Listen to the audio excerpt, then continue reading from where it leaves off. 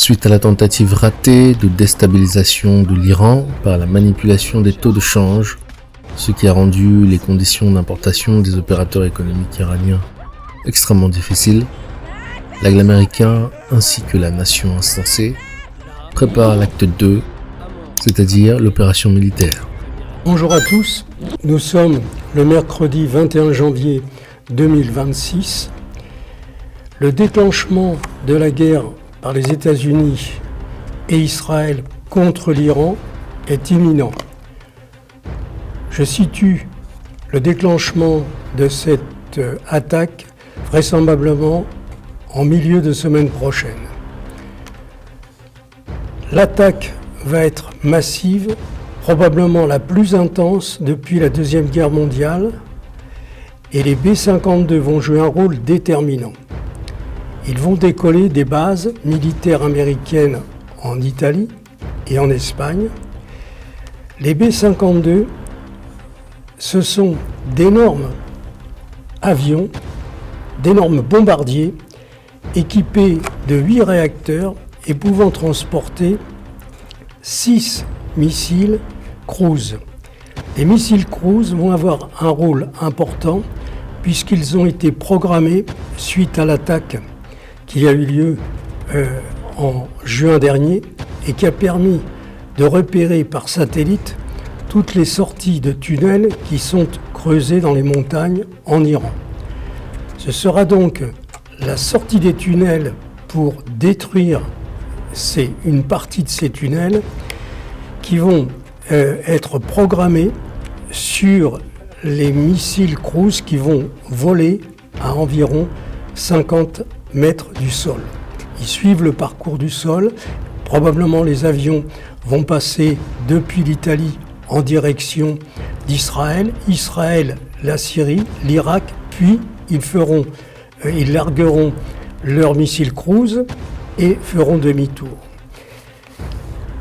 Les deux porte-avions qui font route actuellement vers l'Iran, entourés chacun par 4 à 5 navires lance-missiles et 2 à 3 sous-marins, également lance-missiles et lance-torpilles, vont appuyer cette opération avec notamment des F-15 chargés d'aveugler les systèmes de défense antiaérienne installés en Iran.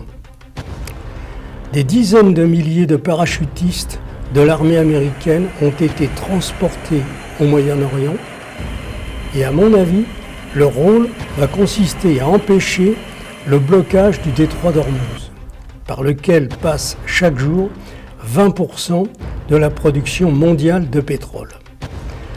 Comme cela se passe depuis plusieurs années, les Américains et les Israéliens vont prendre l'avantage dès les premiers jours du combat.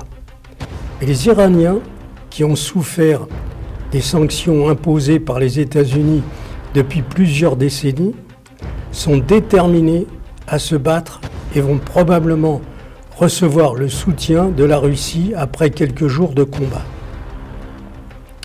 La Chine risque également de s'engager aux côtés de l'Iran après plusieurs jours de combat.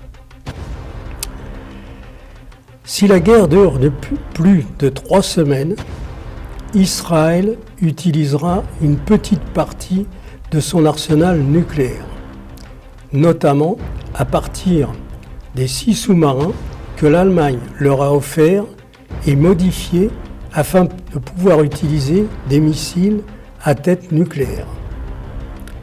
Nous n'en sommes pas là encore, mais même si Israël utilise après 3 semaines des missiles à tête nucléaire, ce sera pour des explosions à basse altitude qui ne font pas de retombées radioactives et dont les effets sont limités à quelques dizaines de kilomètres autour de l'explosion. En ce qui concerne la France, la fermeture du détroit d'Ormuz va avoir un impact immédiat. Les chaînes des grands médias vont déclencher la panique et les stations d'essence vont être prises d'assaut avec des heures de queue. Il est possible que l'État se décide à limiter la vente du gasoil à certaines professions, comme les gendarmes, les pompiers, corps médical et transport routier. Je vous conseille d'acheter dès aujourd'hui 3 ou 4 bidons en polyéthylène de 20 ou 30 litres de capacité et de les remplir de gasoil si votre voiture roule au gasoil. Le stockage de l'essence est dangereux et ne doit pas être stocké à l'intérieur de votre appartement ou de votre maison. Dans un garage, c'est possible, mais avec un certain nombre de précautions. Faites un petit stock de nourriture, car les rayons des hypermarchés seront vidés en quelques heures. Conseillez à votre famille et à vos amis de s'abonner à ma chaîne YouTube, c'est gratuit, et je communiquerai des informations importantes au fur et à mesure que la situation va évoluer. Sachez que même si la situation évoluait après quelques semaines de guerre vers l'utilisation d'armes nucléaires, ce ne sera pas la fin du monde. Dans quelques jours, des millions de Français qui déclaraient que Donald Trump était un homme de paix et qu'il ne ferait pas la guerre, vont peut-être se rendre compte de leur naïveté. Ce sont les mêmes qui affirment que la guerre nucléaire est impossible. Donc, probablement, une prise de conscience va apparaître dans quelque temps. Au fur et à mesure que la situation va évoluer, je communiquerai des informations que les grands médias ne diffuseront pas. Ces informations vous permettront peut-être de sauver votre famille, et c'est tout ce qui est important. Donc, nous allons vraisemblablement voir si mes prévisions sont justes. Selon les informations que j'ai pu obtenir, pour moi, je situe le début de cette attaque de très grande ampleur dans le milieu de la semaine prochaine, c'est-à-dire entre le 26 et le 30 janvier. Et on va comprendre que Trump n'est pas du tout un homme de paix. C'est un va-t-en-guerre, mais qui oublie un petit peu vite que à l'époque du Vietnam, à l'époque où il était jeune et en bonne santé, il a eu le culot de se faire réformer parce qu'il avait la trouille d'aller faire la guerre au Vietnam. Aujourd'hui, il veut s'emparer du Groenland, il veut s'emparer du Canada et il fait des commandes, des opérations, mais lorsqu'il s'est agi lui-même d'aller sur le terrain de bataille, là, il n'y a plus personne. Donc, méfions-nous de ces bonhommes. C'est quelqu'un de très dangereux. Il est important que les gens en aient conscience. Ces recommandations de Gérard Chevrier sont à prendre très au sérieux, car les conséquences sur le plan économique d'un blocage du détroit d'Ormuz seraient absolument monumentales pour l'économie mondiale, dont 20% du pétrole mondial dépend de ce détroit. D'ailleurs, afin d'anticiper ce blocage, l'aigle américain a déployé des tonnes de matériel militaire, ainsi que des hommes. L'aigle américain a également récupéré les 7000 combattants prisonniers de l'État islamique, qui étaient gardés en Syrie par les combattants kurdes. Ces prisonniers vont être déplacés, où ça ? En Irak. Tiens, l'Irak qui partage sa frontière avec l'Iran.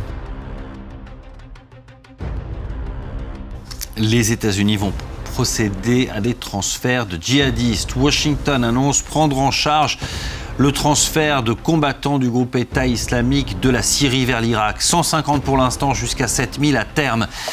Il faut dire que les choses ont changé dans le nord de la Syrie. Les forces loyales à Damas ont pris le contrôle notamment du camp de Al-Hol. Après des combats, une tentative d'accord, elles ont fait reculer les Kurdes des FDS qui contrôlaient la région. Ce camp abrite notamment des familles de djihadistes syriens et irakiens du groupe État islamique. Des annonces alors que des évasions ont été signalées dans certaines prisons. Reportage Stéphanie Pérez, Nicolas Auer. Les combinaisons oranges de prisonniers abandonnés à la hâte. Des cellules vidées de leurs occupants. Au moins une centaine de membres du groupe État islamique se sont enfuis de cette prison du nord-est syrien où ils étaient détenus. Pas de Français parmi eux.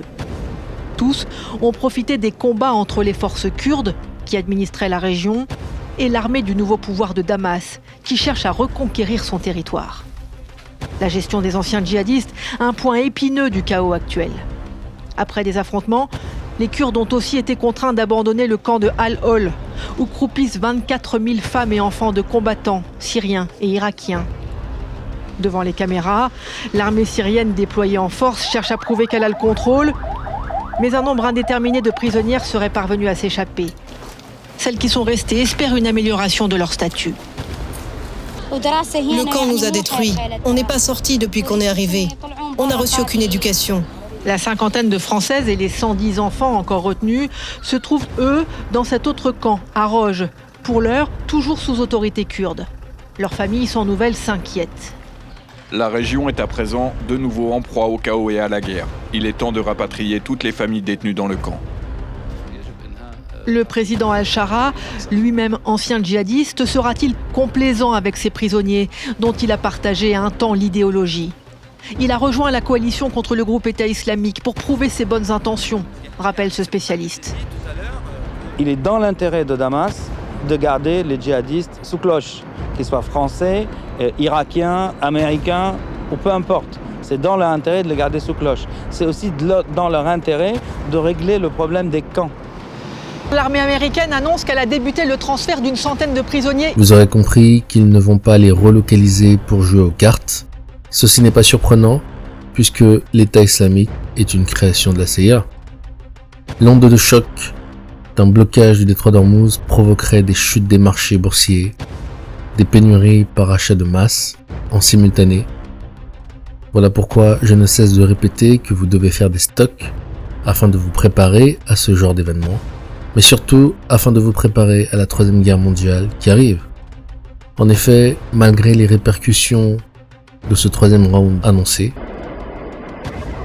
il ne déclenchera pas d'embrasement de la Troisième Guerre mondiale, qui a déjà commencé en Ukraine. Voir la vidéo en description. C'est la prochaine guerre civile américaine qui sera l'élément déclencheur. Voir la prophétie du prophète Dimitri Duduman.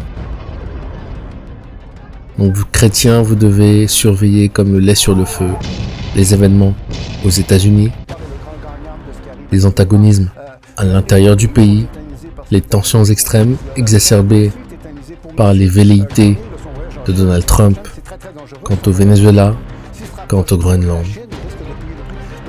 Tous ces éléments, mis bout à bout, finiront par provoquer une guerre civile américaine. Cette guerre civile sera l'élément déclencheur de la Troisième Guerre mondiale.